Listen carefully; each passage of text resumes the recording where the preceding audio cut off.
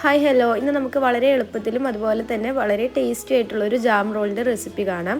അതിനായിട്ട് ഒരു ബൗളിലേക്ക് 1/4 കപ്പ് മൈദ ചേർത്ത് കൊടുക്കാം. പിന്നെ ഇതിലേക്ക് 1/4 കപ്പ് തന്നെ പൊടിച്ച പഞ്ചസാര കൂടി ചേർത്ത് കൊടുക്കാം.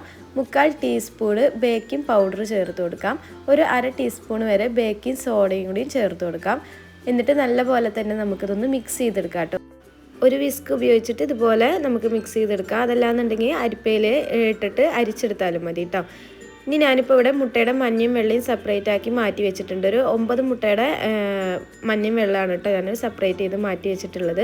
ആദ്യം തന്നെ നമുക്ക് മുട്ടയുടെ വെള്ളം ഒന്ന് നല്ലപോലെ ബീറ്റ് ചെയ്തെടുക്കാം. വെള്ളം ഒന്ന് ബീറ്റായി വന്ന് തുടങ്ങിയാൽ നമുക്കിതിലേക്ക് 2 ടേബിൾ സ്പൂണ് പൊടിച്ച പഞ്ചസാര ആഡ് ചെയ്ത് കൊടുക്കാം കേട്ടോ. അങ്ങനെ കുറേശ്ശെ പഞ്ചസാര ചേർത്ത് കൊടുത്തിട്ട് ഇത് നല്ലപോലെ തന്നെ നമുക്ക് സ്റ്റിഫാക്കി എടുക്കണം.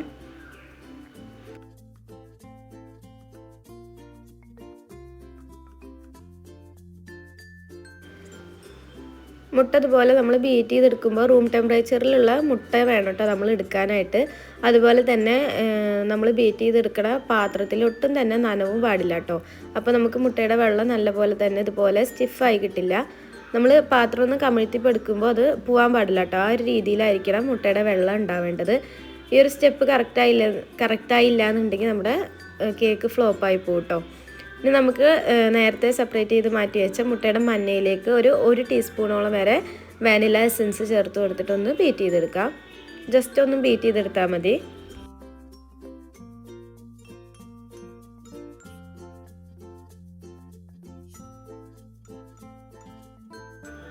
ഇനി നമ്മൾ ഈ മുട്ടയുടെ മഞ്ഞയിലേക്ക് നമ്മൾ നേരത്തെ മാറ്റി വെച്ച ഡ്രൈ ഇൻഗ്രീഡിയൻ്റ് ഇല്ലേ, അതിൽ നിന്നും കുറച്ച് മാത്രം ഇട്ട് കൊടുക്കാം.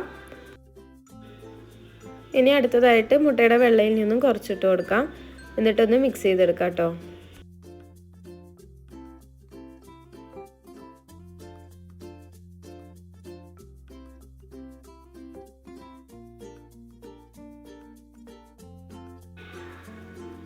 അങ്ങനെ വീണ്ടും നമ്മൾ ഫ്ലോർ ഇട്ട് കൊടുക്കുക. അതിനുശേഷം മുട്ടയുടെ വെള്ളം ഇട്ട് കൊടുക്കുക. അങ്ങനെ ഫുള്ളായിട്ട് നമ്മളിത് മിക്സ് ചെയ്തെടുക്കണം കേട്ടോ.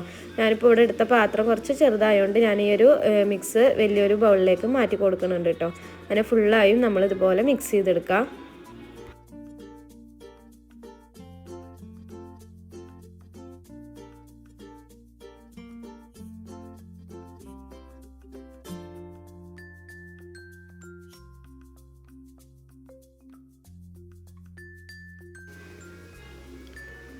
അങ്ങനെ അതാ കേക്കിൻ്റെ ബാറ്ററൊക്കെ ഇവിടെ റെഡി ആയി കിട്ടിയിട്ടുണ്ട്.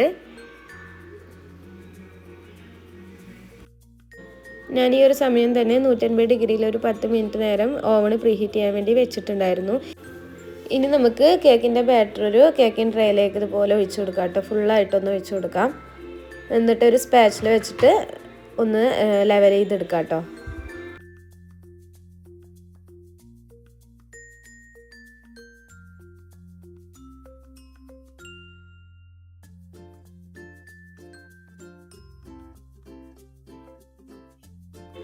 ഇനി നമുക്കിതൊരു 150 ഡിഗ്രിയിൽ ഒരു 15 മിനിറ്റ് നേരം ഒന്ന് ബേക്ക് ചെയ്തെടുക്കുമ്പോഴേക്കും നമ്മുടെ കേക്കൊക്കെ ഇവിടെ റെഡി ആയി കിട്ടും.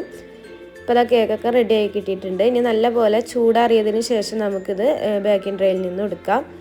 എന്നിട്ട് ബട്ടർ പേപ്പറിലേക്ക് ഇതുപോലെ ഒന്ന് ഇട്ട് കൊടുക്കാം. അതിന് ശേഷം നല്ലപോലെ ചൂടാറണം കേട്ടോ.